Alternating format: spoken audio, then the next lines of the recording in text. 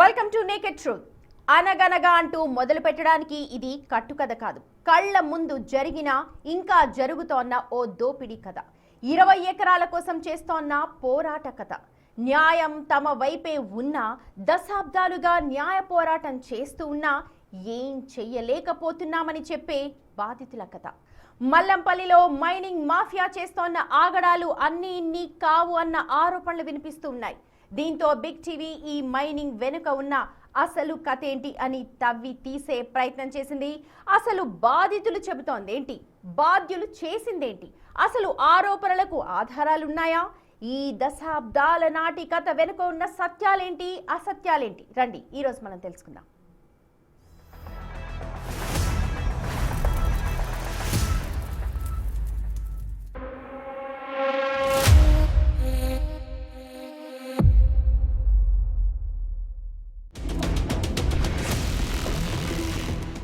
ములుగు జిల్లా మల్లంపల్లి ఓ రకంగా చెప్పాలంటే కాస్త మారుమూలగా ఉండే ప్రాంతమే.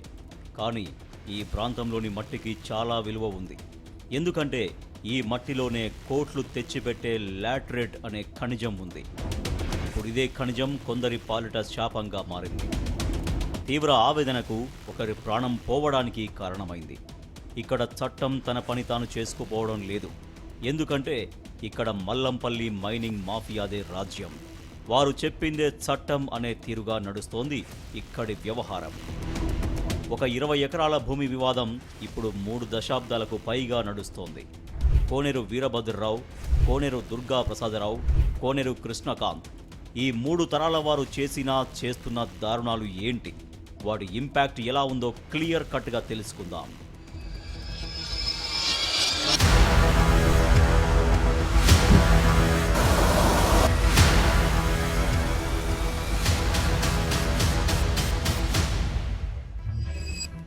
ఈ కథ 1950లో మొదలైంది.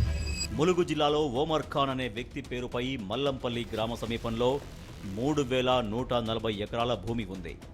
సర్వే నెంబర్ 60, 61, 62లో ఈ భూమి ఉంది. అంటే ఒక్కో సర్వే నెంబర్లో 1000 ఎకరాల భూమి ఉన్నట్టు లెక్క. ఈ మొత్తం భూమిలోని 20 ఎకరాలపైనే ఇప్పుడు మనం చెప్పుకునే వివాదం ఉంది. ఇప్పుడు మనం చెప్పుకోబోయే కథ సర్వే నెంబర్ 60/2లోని 20 ఎకరాల చుట్టూనే తిరుగుతుంది. సర్వే నెంబర్ 60/2లో మొత్తం భూమి 23 ఎకరాలు. 27 సెప్టెంబర్ 1959లో ఈ భూమిని మెరుగు ఐలయ్యకు విక్రయించాడు ఓమర్ ఖాన్. డేట్ మరోసారి గుర్తుపెట్టుకోండి, 27 సెప్టెంబర్ 1959. ఆ తర్వాత 20 ఏళ్ల పాటు భూమికి యజమానిగా ఉన్నాడు ఆ ఐలయ్య. 1979లో ఆ ఐలయ్య మరణించాడు. ఆ తర్వాత ఆయన వారసులుగా ఉన్న మెరుగు సాంబయ్య, మెరుగు కొమురయ్య, మెరుగు రవి చేతుల్లోకి ఈ భూమి వచ్చింది. వీరి ముగ్గురికి వారసత్వంగా 20 ఎకరాల భూమి వచ్చింది. రెవెన్యూ రికార్డుల ప్రకారం ఈ ముగ్గురి పేరుపై ఈ భూమి 11 ఏళ్ల పాటు ఉంది. మెరుగు రవి అయితే ఈ భూమిని తనఖాబెట్టి 1983లో లోన్ కూడా తీసుకున్నాడు. ఆ తర్వాత ఈ ముగ్గురు కలిసి 1991లో 20 ఎకరాల భూమిని మరో 4గురికి విక్రయించారు. మరోసారి గుర్తుపెట్టుకోండి, 1991 జిలా చంద్రయ్యకు 5 ఎకరాలు, బొంతల ఐలయ్యకు 5 ఎకరాలు, కన్నెబోయిన కట్టయ్యకు 5 ఎకరాలు, ఇమ్మాడి కట్టయ్యకు 5 ఎకరాలు, మొత్తం 20 ఎకరాలు 4గురికి చేరింది. ఒకసారి రెవెన్యూ రికార్డులు చూస్తే ఆ తర్వాత 9 ఏళ్ల పాటు ఈ భూమి వారిపైనే ఉన్నట్లు రెవెన్యూ రికార్డులు చూపుతున్నాయి. ఆ తర్వాత ఇమ్మాడి కట్టయ్య పేరుపై ఉన్న 5 ఎకరాల భూమిని పసుపు కుంకుమ కింద తన కూతురైన పిండి రజితకు గిఫ్ట్ డీడ్గా ఇచ్చారు. ఆ తర్వాత ఆమె రిక్వెస్ట్ చేయడంతో 22 నవంబర్ 2005లో పిండి రజిత పేరుపై భూమిని రిజిస్టర్ చేశారు. ఈ భూమికి 2022 ఆగస్టు వరకు యజమానిగా పిండి రజితనే ఉన్నారు. ఇక జిలా చంద్రయ్య, బొంతల ఐలయ్య, కన్నెబోయిన కట్టయ్య పేరుపై ఉన్న మొత్తం 15 ఎకరాల భూమిని 2000 సంవత్సరంలో పిండి రవికి విక్రయించారు.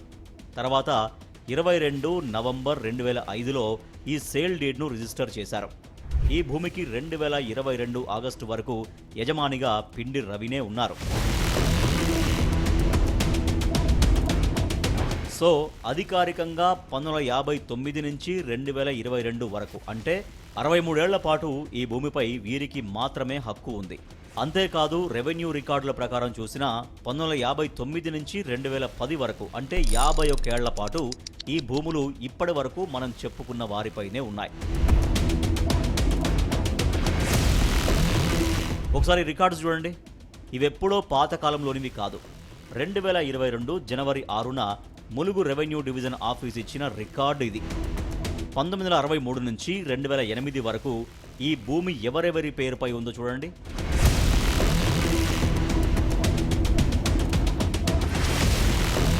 అంతేకాదు ఇది మెరుగు ఐలయ్యకు భూమి విక్రయిస్తున్న టైంలో ఓమర్ ఖాన్ చేసిన సేల్ డీడ్. ఇది మెరుగు ఐలయ్య వారసులుగా ముగ్గురు ఉన్నట్లు చూపించే రికార్డ్. ఇది మెరుగు ఐలయ్య వారసులు మరో 4గురికి భూమిని విక్రయిస్తున్నట్లు చేసుకున్న సేల్ డేట్. ఇది ఇమ్మాడి కట్టయ్య తన కూతురికి పసుపు కుంకుమ కింద భూమిని గిఫ్ట్ డీడ్ కింద ఇచ్చాడనే దానికి ప్రూఫ్. 2005లో ఈ భూమిని పిండి రజిత, పిండి రవి యాదవ్ పేరుపై రిజిస్టర్ చేశారనే దానికి ప్రూఫ్.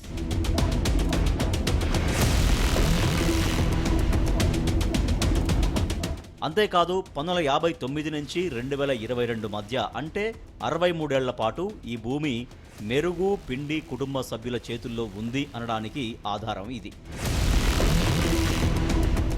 అంతేకాదు ఈ భూమి మెరుగు ఐలయ్య పేరుపై ఉంది అనడానికి మరో ఆధారం 1965లో రెవెన్యూ శాఖ నుంచి వచ్చిన వసూల్ బాకీ సర్టిఫికెట్. ఈ భూమి ఫలానా వారిది అని చెప్పడానికి ఉన్న ఆధారాలు ఇవన్నీ.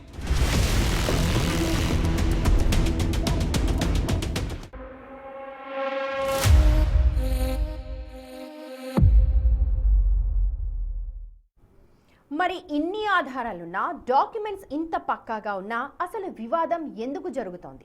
ఈ ప్రశ్నకు సమాధానమే కోనేరు వీరభద్రరావు. ఆయనకు సహకరించిన కొందరు మైనింగ్ ఉన్నతాధికారులు, ముఖ్యంగా మైనింగ్ ఏడి. ఈ భూమి నాకు లీజుకు ఇచ్చారంటూ ఓ సరికొత్త డాక్యుమెంట్తో తెరపైకొచ్చారు ఆయన. ఇక్కడే కథ కొత్త టర్న్ తీసుకుంది. అయితే ఈ వివాదం అంత త్వరగా బయటపడలేదు. ఈ వివాదానికి వెయిటింగ్ పీరియడ్ చాలా ఎక్కువే అని చెప్పాలి.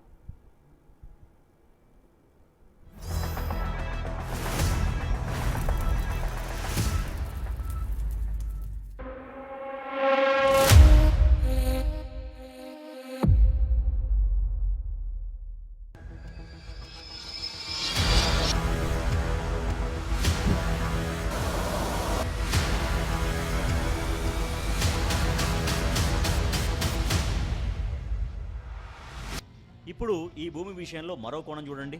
1993లో ఈ భూమి విషయంలో మరో కొత్త డాక్యుమెంట్ పుట్టుకొచ్చింది. కన్నెబోయిన కట్టయ్య, ఇమ్మాడి కట్టయ్య, జిలా చంద్రయ్య, బొంతల ఐలయ్య ఈ 20 ఎకరాల భూమిలో మైనింగ్ చేసుకునేందుకు అనుమతి ఇచ్చారంటూ కోనేరు వీరభద్రరావు పేరుతో డాక్యుమెంట్ పుట్టుకొచ్చింది.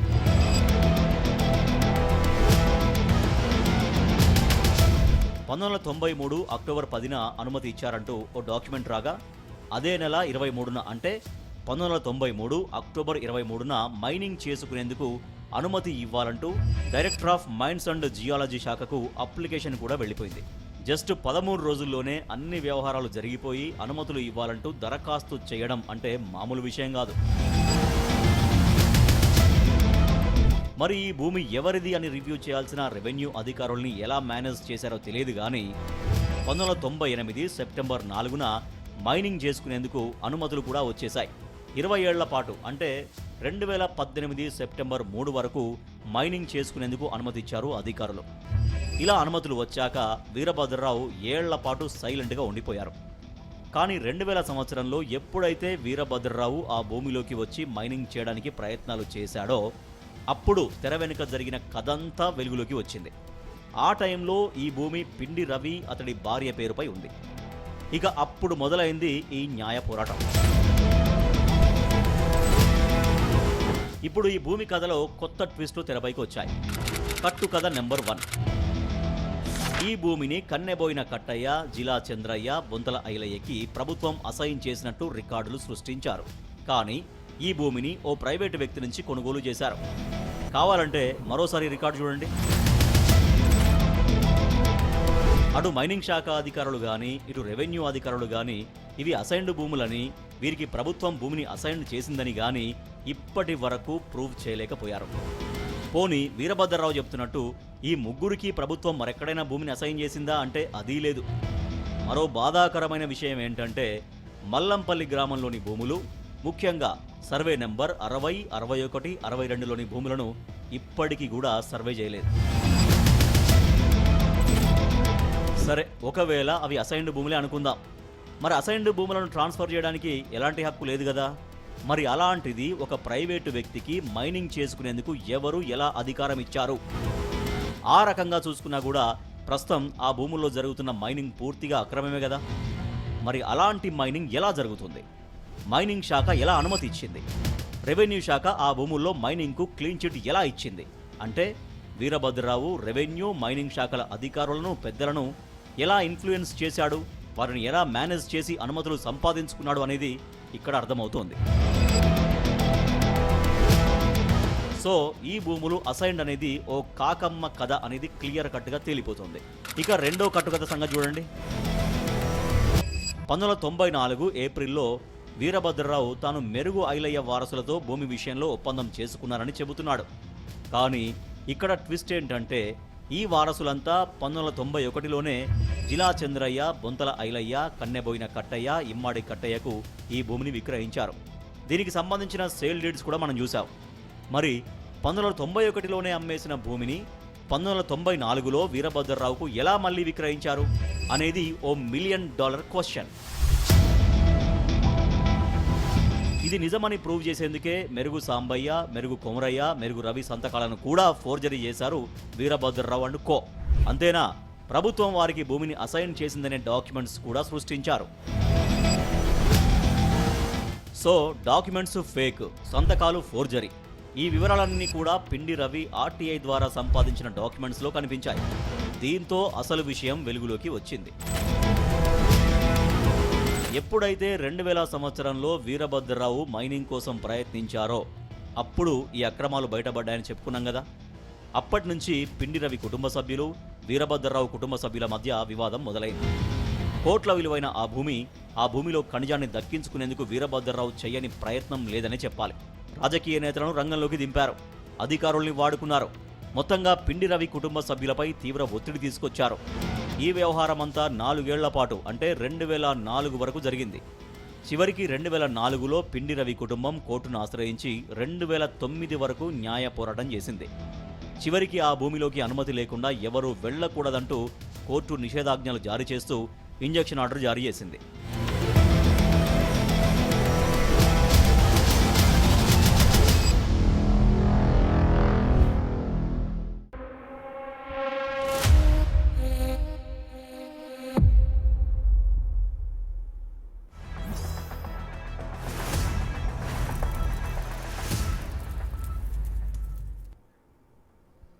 కోర్టు ఆదేశాలు జారీ చేసింది.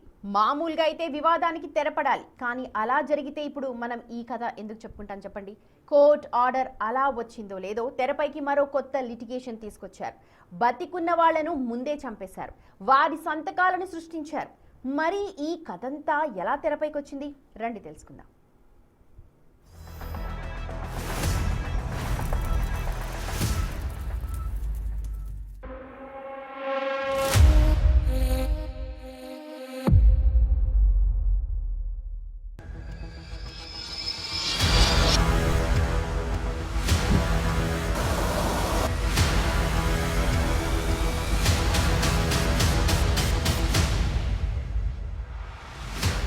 తమది కాదని తెలిసినా కోట్లు కుమ్మరించే విలువైన భూమి చేజారుతుండడంతో వీరభద్రరావు కొత్త స్కెచ్తో తెరపైకొచ్చాడు. నిజానికి చావు తెలివితేటలకు ఇది మరో ఉదాహరణ. ఎందుకంటే కోర్టు ఎప్పుడైతే ఇంజెక్షన్ ఆర్డర్ ఇచ్చిందో వెంటనే పిండి రవి, ఆయన భార్య సహా మొత్తం 12 మందిపై క్రిమినల్ కేసు ఫైల్ చేశాడు. వీరంతా కూడా వీరభద్రరావుకు వ్యతిరేకంగా సాక్ష్యం చెప్పిన వారే. తన కసిని ఇలా తీర్చుకునే ప్రయత్నం చేశాడు. ఆ కేసు సారాంశం ఏంటంటే 2000 సంవత్సరంలో పిండి రవి, రజితకు జిలా చంద్రయ్య, ఇమ్మాది కట్టయ్య, కన్నెబోయిన కట్టయ్య భూమిని ఎలా అమ్ముతారు?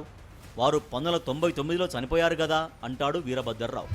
నిజానికి కేసు ఫైల్ చేశారు కానీ నిరూపించాలంటే మరి ఆధారాలు చూపించాలి కదా.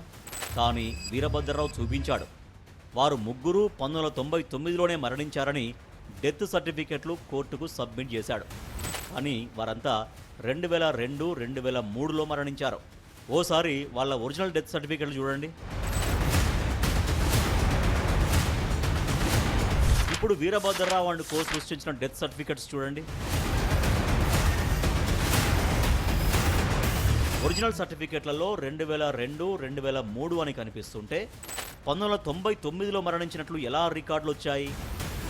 ఇదే విషయంపై ఫిర్యాదు చేయడంతో పోలీసులు రంగంలోకి దిగారు. మొత్తం 5గురు కలిసి ఈ నకిలీ డెత్ సర్టిఫికెట్లు సృష్టించినట్లు విచారణలో తేలింది. 2011లో ఈ మాయాజాలాన్ని సృష్టించారు ఈ మహానుభావులు.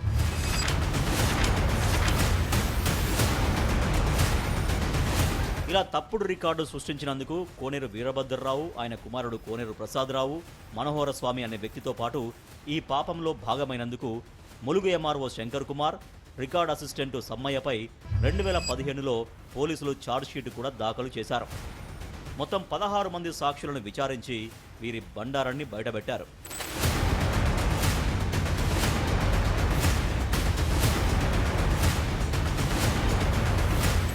ఈ ఉద్దండులు దొరికిపోవడానికి మరో కారణం వీరు చూపించిన అతి తెలివి. ఎందుకంటే ఈ తప్పుడు డేట్లను అక్రమంగా ఎంటర్ చేసే సమయంలో వీఆర్ఓ వీటిని అప్డేట్ చేసినట్లు చెప్పారు. కానీ 1991లో వీఆర్ఓ వ్యవస్థ అనేదే లేదు. 2004లో వచ్చింది వీఆర్ఓ సిస్టమ్. 1999లో వీఏఓ సిస్టమ్ మాత్రమే ఉంది.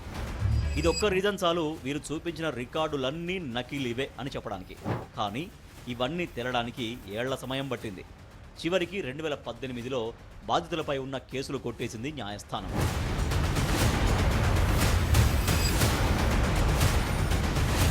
మొత్తం 12 మందిపై వీరభద్రరావు కేసు నమోదు చేశాడు కదా, వారంతా కూడా కోర్టులో వీరభద్రరావుకు వ్యతిరేకంగా సాక్ష్యం చెప్పిన వారే. తనకు వ్యతిరేకంగా సాక్ష్యం చెప్పినందుకు వారిపై తప్పుడు కేసు వేయడమే కాకుండా తప్పుడు సాక్ష్యాలు సృష్టించి అడ్డంగా బుక్కయ్యాడు వీరభద్రరావు.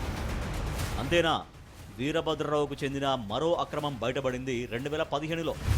కన్నెబోయిన కట్టయ్య సంతకాన్ని ఫోర్జరీ చేసి డాక్యుమెంట్ సృష్టించారంటూ ఆయన మనువడు బోయిని రాజయ్య న్యాయ పోరాటానికి దిగాడు. దీంతో పోలీసులు విచారణ జరిపి వీరభద్రరావు, ఆయన కొడుకు దుర్గాప్రసాద్, మనోహర్ స్వామితో పాటు ఎంఆర్ఓ, రికార్డ్ అసిస్టెంట్ను అరెస్ట్ చేశారు. ఆ తర్వాత అంతా బెయిల్పై విడుదలయ్యారు. ఓవైపు బాధితులపై తప్పుడు కేసు వేసిన Veerabhadrarao at the same time 2012లో తన పేరుపై ఉన్న మైన్ను మరో కంపెనీకి కట్టబెట్టేందుకు ప్రయత్నించాడు. నిజానికి వీరభద్రరావుకు ఈ మైన్పై ఉన్న న్యాయ చిక్కుల గురించి చాలా క్లారిటీ ఉంది. ఇప్పటికే దీనిపై పలు కేసులు నమోదయ్యాయని కూడా తెలుసు. ఈ భూమిలోకి వెళ్లడానికే కోర్టు నిషేధించిందని తెలుసు. వీరభద్రరావు మాత్రమే కాదు, వరంగల్ జిల్లా కలెక్టర్, మైనింగ్ శాఖ అసిస్టెంట్ డైరెక్టర్, ములుగు ఎంఆర్ఓ కూడా వీరభద్రరావు పుణ్యమా అని ఈ కేసులో ఇరుక్కున్న విషయం కూడా తెలుసు. అయినా కూడా వెనక్కి తగ్గలేదు. అంతేకాదు, కోర్టు ఇచ్చిన ఇంజెక్షన్ ఆర్డర్ను కొట్టేయాలంటూ హైకోర్టును కూడా ఆశ్రయించాడు. అయినా కానీ కోర్టు ఆ పిటిషన్ను పరిగణలోకి తీసుకోలేదు. 2012 జూన్ 27న తమ మైన్ను గణేష్ మైన్స్కు ట్రాన్స్ఫర్ చేసేందుకు మైనింగ్ శాఖకు అప్లై చేసుకున్నాడు. అడ్వకేట్ అయిన మూలగుండ్ల మల్లారెడ్డి కూతురు అర్చనే ఈ గణేష్ మైన్స్కు ఓనర్. తమ మైన్కు 2018 వరకు తవ్వకాలకు అనుమతి ఉందని, అప్పటి వరకు మీరు మైన్లో తవ్వకాలు జరుపుకోవచ్చని డీల్ చేసుకున్నారు. దీనికి సంబంధించి ఇరు వర్గాల మధ్య ఎంఓయూ కూడా కుదిరింది. కానీ 2016లో వీరభద్రరావు వీరిని కూడా మోసం చేసి ఏకపక్షంగా ఈ డీల్ను రద్దు చేశారు. దీంతో గణేష్ మైన్స్ న్యాయ పోరాటం మొదలుపెట్టింది. కానీ 2019లో మల్లారెడ్డి వేసిన పిటిషన్ను హైకోర్టు కొట్టేసింది. అసలు మైనింగ్ లీజును ట్రాన్స్ఫర్ చేయడమే చెల్లదని తేల్చేసింది. దీంతో వీరభద్రరావు బాధితుల లిస్టులో మరో పేరు చేరినట్లయింది. దీంతో డామిట్ కథ అడ్డం తిరిగిందనుకున్న వీరభద్రరావు మరో కొత్త పథకానికి తెరలేపాడు.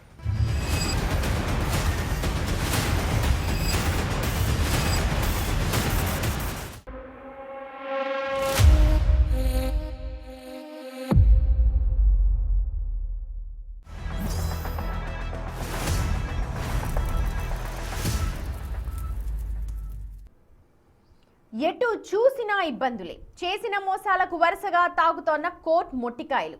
అక్కడితో ఆగకుండా వీరభద్రరావు బాధితుల లిస్ట్ ఇప్పుడు మరింత పెరిగింది. దీంతో కొత్త రాగం ఎత్తుకున్నారు వీరభద్రరావు అండ్ కో. అదే రాజీ రాగం. లడాయి గిడాయి వద్దు, అలాయ్ బలాయ్ ముద్దు అంటూ అందరం కలిసిపోదాం అనే ప్రపోజల్ని తీసుకొచ్చారు. మరి అదైనా సాధ్యమైందా?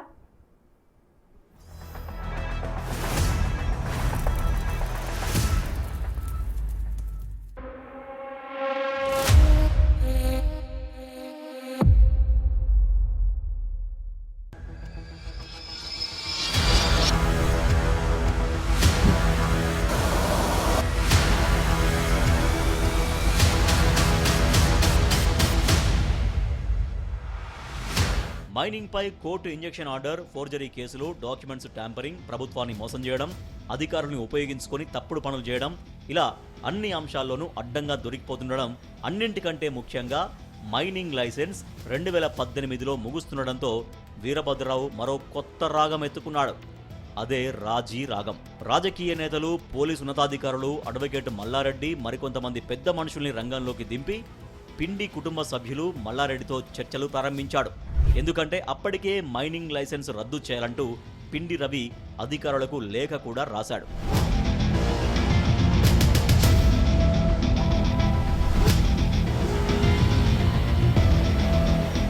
సో వీరభద్రరావుకు కాళ్ల బేరానికి రావడం తప్ప మరో ఆప్షన్ కనిపించలేదు. దీంతో పిండి కుటుంబ సభ్యులతో మంతనాలు జరిపి 4852 అనే కొత్త ప్రతిపాదనను తెరపైకి తీసుకొచ్చాడు. ఏంటి 4852 అనుకుంటున్నారా? మరేం లేదు. ప్రస్తుతం ఉన్న మైన్ నుంచి వచ్చే లాభాలైనా నష్టాలైనా 48% పిండి రవి, పిండి రజితకు, 52% వీరభద్రరావు అతని కుటుంబ సభ్యులకు దక్కేలా డీల్ చేసుకున్నారు.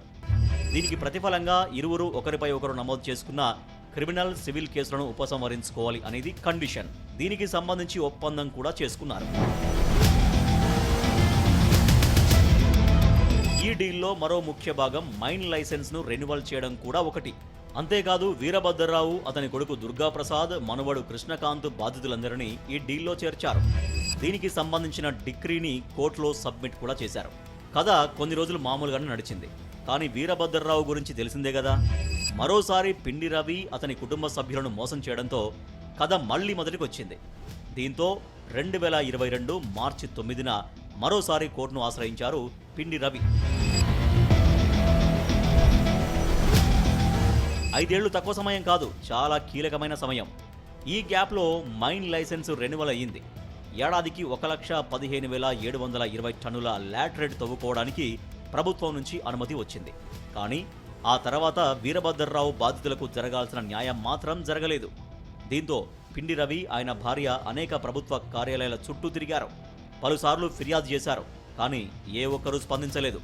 దీంతో మనం అనుకున్నట్టుగానే కథ మళ్లీ మొదటికొచ్చింది.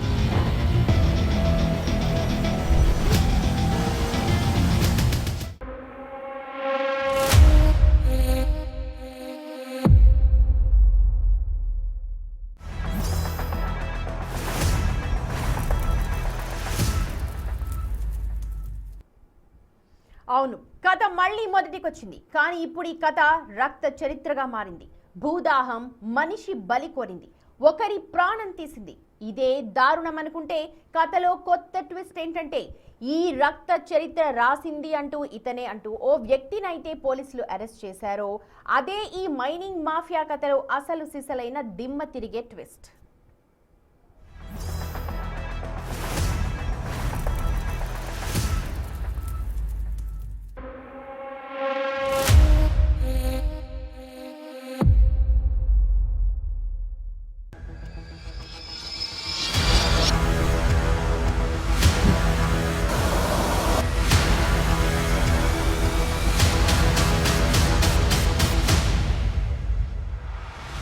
వీరభద్రరావు బాధితుల లిస్టులో మొదటి 2 పేర్లు పిండి రవి, అడ్వకేట్ మల్లారెడ్డి. అలాంటి మల్లారెడ్డి 2022లో ఆగస్టులో అత్యంత దారుణంగా హత్యకు గురయ్యారు. వినడానికి షాకింగ్గా ఉన్న ఈ దారుణం జరిగింది. అతని కారును ఢీకొట్టి అత్యంత దారుణంగా కత్తులతో పొడిచి చంపారు దుండగులు. అతడు చనిపోవడానికి ముందు ములుగు జిల్లాలో ఒకరిపై పోలీసులకు ఫిర్యాదు చేసి వస్తున్నారు. ఇప్పటి వరకు ఇదంతా చూసిన తర్వాత అతడి హత్య వెనక ఎవరున్నారని మీరు అనుకుంటారు? ఎస్, మీరనుకునే పేరును అంతా ఎక్స్పెక్ట్ చేస్తారు. కానీ పోలీసులు మాత్రం పిండి రవిని అరెస్ట్ చేశారు. ఈ హత్య కేసులో A2గా చేర్చి పోలీసులు అతడిని రిమాండ్కు తరలించారు. మీకు దిమ్మ తిరిగిపోయింది కదా ఈ విషయం విన్నాక? పిండి రవి, మల్లారెడ్డి కలిసి వీరభద్రరావుపై న్యాయ పోరాటం చేశారో ఆ పిండి రవినే మల్లారెడ్డిని హత్య చేయించాడు అంటూ పోలీసులు కేసు నమోదు చేశారు. ఈ హత్య కేసులో మల్లారెడ్డి భార్య భాగ్యలక్ష్మి ఇచ్చిన స్టేట్మెంట్ ఇప్పుడు ఒక్కసారి పరిశీలిస్తే చాలా విషయాలతో పాటు కొత్త పేర్లు కూడా మనకు వినిపిస్తాయి. ముఖ్యంగా కృష్ణకాంత్, సుమిత్ పేర్లను ప్రస్తావించారామె. హత్య చేసింది వేరే వారైనా చేయించింది మాత్రం కృష్ణకాంత్, సుమిత్ అని ఆరోపించారామె. దీంతో సుమిత్ అనే పేరు తెరపైకి వచ్చింది. మామిడి తోట విషయంలో మల్లారెడ్డిని సుమిత్ బెదిరిస్తున్నట్లు ఆమె తెలిపారు. వీరంతా కలిసి మల్లారెడ్డిని అడ్డు తొలగించుకునే ప్రయత్నం చేశారని ఆరోపించారు మల్లారెడ్డి భార్య భాగ్యలక్ష్మి. మల్లారెడ్డి భార్య, అతడి కుటుంబ సభ్యులు చెప్పిన విషయాల్ని కూడా పోలీసులు పట్టించుకోలేదు. ఎందుకు అనేది ఒక పెద్ద మిస్టరీ. పోలీసులు మిస్గైడ్ అయ్యారా, లేక ఎవరైనా వారిని మిస్గైడ్ చేశారా, లేక ఈ కేసులో పిండి రవిని కావాలనే ఇరికించారా?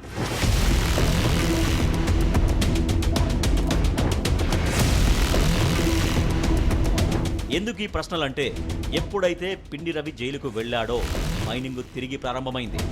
ఆగస్టులో మల్లారెడ్డి హత్య జరిగింది. ఆ తర్వాత వెంటనే పిండి రవిపై కేసు నమోదైంది. ఆ తర్వాత నెలలోనే అంటే అక్టోబర్లో మైనింగ్ ప్రారంభమైంది. ఇప్పుడు ఈ మైనింగ్ అడ్డుకోవడానికి రవి బయట లేడు. మల్లారెడ్డి అసలు ప్రాణాలతోనే లేడు. ఇక వారిని ఆపేదెవరు? వీరభద్రరావు తర్వాత చాలా ఏళ్లపాటు దుర్గాప్రసాద్ యాక్టివ్గా ఉండి కథ నడిపించాడు. ఇప్పుడు మనవడు కృష్ణకాంత్ కనుసన్నల్లో తతంగం అంతా నడుస్తోంది అనేది బాధితుల ఆరోపణ. ఇందులో విచిత్రమైన పరిస్థితి ఏంటంటే, తమకు కృష్ణకాంత్ వల్ల ప్రాణహాని ఉందంటూ ఇటు పిండి రవి కుటుంబ సభ్యులు, అటు మల్లారెడ్డి కుటుంబ సభ్యులు పోలీసులను ఆశ్రయించారు. ఇప్పటికైనా తమకు న్యాయం చేయండి, ఇంకా ఎన్నేళ్లు ఈ న్యాయ పోరాటం చేయాలి, ఇంకా ఎన్ని రోజులు ఈ వ్యవస్థను ఎదురొడ్డి పోరాడాలి అని వేడుకుంటున్నారు బాధితులు. గ్రామంలో ఉన్నటువంటి రైతులందరికీ ఉమర్ ఖాన్ పట్టాదారు ఒక్కడే కాబట్టి, మేము కూడా అతని దగ్గర ఉన్నాం కాబట్టి అందరికీ పట్టాలు ఇచ్చినట్టుగా మాకు కూడా పట్టాలు ఇవ్వాలి. ఆ మైనింగ్ లీజును రద్దు చేయాలి. మాకు 48% షేర్ ఇచ్చి కూడా మోసం చేసిండు. ఈ మోసాలన్నీ కూడా మీరు గమనించండి. మేము ప్రతి పేపర్ మేము అందజేస్తాం. ప్రతి పేపర్ మా దగ్గర ఉంది. అదన్నీ కూడా మేము రైట్ టు ఇన్ఫర్మేషన్ యాక్ట్ కింద తీసుకొని పెట్టిన పేపర్లు. మేము ఏం సృష్టించుకున్నది కాదు. గవర్నమెంట్ అధికారుల దగ్గర నుంచి వెళ్ళి తీసుకున్నటువంటి పేపర్లే. ఇటు మైనింగ్ నుంచి కానీ, అటు రెవెన్యూ అధికారుల నుంచి కానీ, total to right to information act ప్రకారంగా తీసుకొని పేపర్లు అధికారుల ముందు పెట్టినా కూడా, రెవెన్యూ అధికారుల ముందు పెట్టినా కూడా పెడచెవిన పెట్టుకుంటూ వాళ్ళు ఇష్టం వచ్చినట్టు వాళ్ళు కుమ్మక్క అవుతున్నారు. అంటే నాకు అర్థమవుతుంది క్లియర్గా ఏంటంటే కుమ్మక్క అవుతున్నారు. అంటే నేను డబ్బులు పెట్టేంత స్థితిలో ఇప్పుడు లేను, నేను పెట్టలేను, అయినా న్యాయంగా నేను న్యాయబద్ధంగా నేను పోరాడుతున్నా, నేను చట్టం ప్రకారంగా పోతున్నా. ఆ చట్టాన్ని కూడా వాళ్ళు అతిక్రమించి అన్ని కోర్టుల్లో కేసు ఉండగా కూడా మళ్ళీ వీరభద్రరావుకు మళ్ళీ ఎక్స్టెండ్ చేసి 2022లో మళ్ళీ 20 సంవత్సరాలు దోచుకోరా బాబు అని చెప్పి వాళ్ళకు మరి ఎన్ని రూపాయలు వాళ్ళ చేతులు మారినాయో నాకు తెలియదు. కానీ మరి ఎందుకు ఈ విధంగా చేస్తున్నారో అర్థం కాదు. కానీ ఈ మొత్తం కథ తెలుసుకున్నాక మీకేమనిపిస్తోంది? అందితే కాళ్ళు లేదంటే జుట్టు, కానీ అంతిమ విజయం మాత్రం మాదే అన్నట్టుగా పరిస్థితుంది. చట్టబద్ధంగా హక్కు ఉన్నవారు ఇంకా పోరాడుతూనే ఉన్నారు. కానీ కొందరు మాత్రం అక్రమంగా లైసెన్సులు తెచ్చుకొని అక్కడ భూమిలో తోడుతూనే ఉన్నారు. కోర్టులు వెనుకేసుకుంటూనే ఉన్నారు. పోరాడినంతకాలం పోరాడి ఓడిపోతామని తెలిసినప్పుడు రాజీ అంటూ రాగాలు తీసి వారి పని ముగియగానే మళ్లీ తెలివిగా అడ్డు తప్పించారు. ఇప్పుడు కూడా బాధితులు న్యాయం కోసం పోరాడుతూనే ఉన్నారు. ఇప్పుడు చెప్పండి, ఆ ప్రాంతంలో ప్రజాస్వామ్యం నడుస్తుందా, మల్లంపల్లి మైనింగ్ మాఫియా రాజ్యం నడుస్తోందా? మరి వారికి న్యాయం దక్కేదెప్పుడు? ఆ న్యాయం జరిగేలోపు ఇంకెన్ని ఘోరాలు జరుగుతాయి?